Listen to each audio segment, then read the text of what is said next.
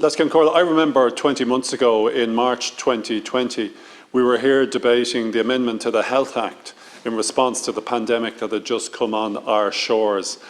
I know very many other people who are in the chamber this evening were here when we were all congregated discussing the amendment of the Health Act and indeed the emergency measures to be introduced to provide financial support in light of the closure of businesses that was happening.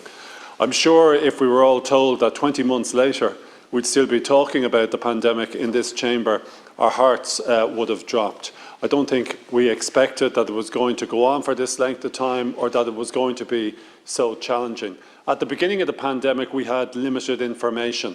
I suppose if we looked at it objectively, we'd be able to look at history's experience and look at the Spanish flu from 1918 to 1920 and note from that that went on for 2 years and that in fact there were 4 waves in respect of the Spanish flu.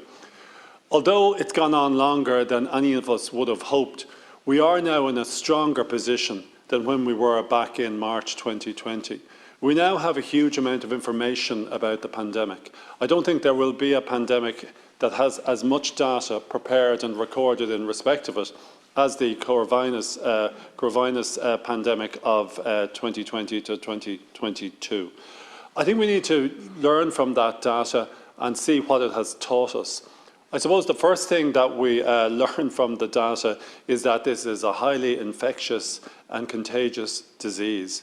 We know, however, that COVID cases can be cut down through the imposition of restrictions. The more severe the restrictions, the more likely you're going to be able to reduce COVID cases. However, what it has also taught us is that as well as restrictions being imposed quickly, they take a long while to remove those restrictions. And it's difficult to remove restrictions once they are imposed. I think we also have learned the fact that once restrictions are lifted, that COVID cases are going to rise.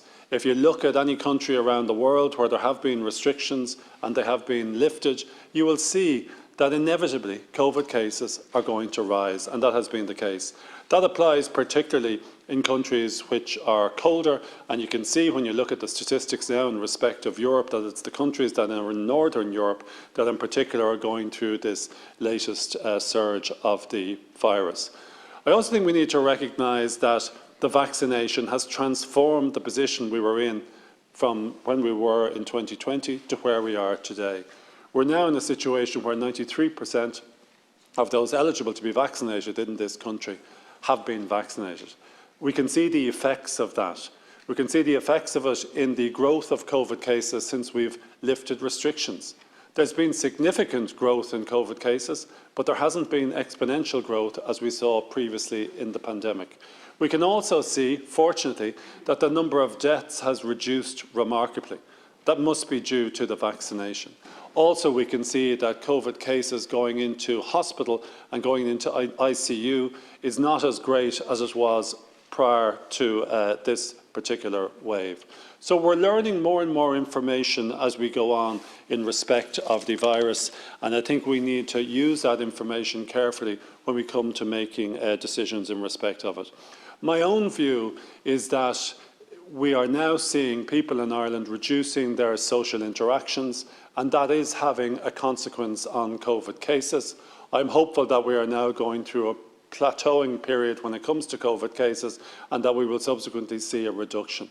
I think it's important, however, to emphasise that there is nothing surprising in the fact that COVID cases have risen in recent months as a result and since we have lifted restrictions.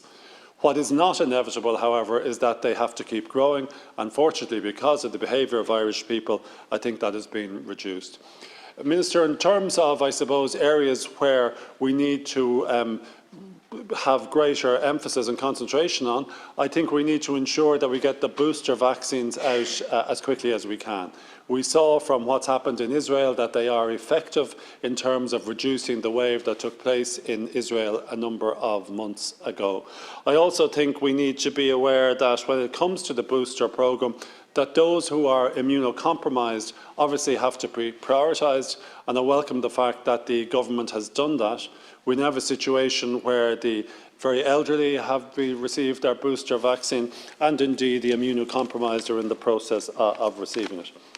Also, in respect of antigen testing, I know Minister Butler and Minister Donnelly are supporters of antigen testing. I raised it in the Dáil previously in April of this year. We have probably been too slow in coming to use antigen testing. Now, that may be because of the opposition of NEFID and the HSE, but I think now it's apparent that we need to use it as a tool that's of assistance to us when it comes to our response to the pandemic. I know there have been a number of statements here this evening about schools. Obviously, there is an issue of concern in respect of schools, but I think we also need to recognise that we cannot overstate the importance of children attending school to their development, whether it be their educational development, their social development, or indeed general public health.